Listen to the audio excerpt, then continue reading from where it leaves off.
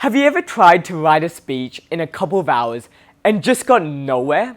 It was like your brain stopped working and you just had no ideas whatsoever. Maybe you wrote a couple of lines and you gave up, went back to procrastinating, scrolling through your Facebook or Instagram feed. Don't worry, it actually happens to all of us. See, writing a speech is a creative process, and with that comes some basic rules. First of all, you can't just be creative on demand. It takes time for ideas to come to life and grow. Many people try and sit down in one session and just work through ideas like that. And although for the very few it works, chances are you may not be that lucky. And great ideas can come from any time and anywhere. And we need to make sure that we are ready to capture them as they arrive. So don't lock yourself in a room and demand yourself to be creative. Just keep on doing what you're doing and see what happens. But here's the dilemma. Many of your ideas won't be that great. In fact, many ideas will be nowhere from great. And this is where you just need to keep on moving forward.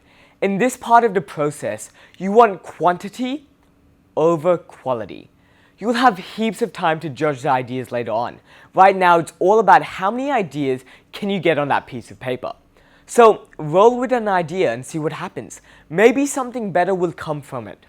The moment you stop though and give up is the moment your creative muscle weakens. Some of the best speakers I know do more than 11 versions just in the brainstorming phase, and they're constantly reiterating.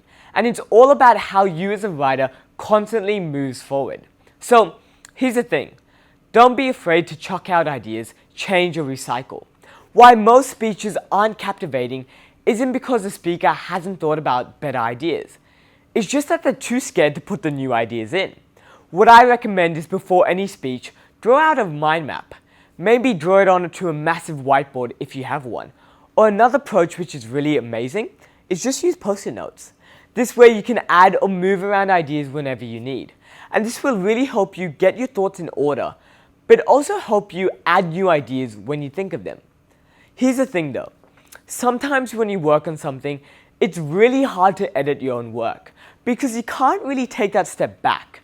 Maybe by now you are skimming over your work and can't analyze it properly. This is where you need friends, family, or even an editor to look at it. Ask them to be ruthless and point out areas where things don't make sense or flow. What this enables us to do is see it in another perspective, the perspective of another individual. Because it's only through reviewing, rewriting, and re-evaluating that our arguments, stories, and structures get better and better. That's how good speeches ultimately become captivating speeches, how amateur speakers become captivating speakers.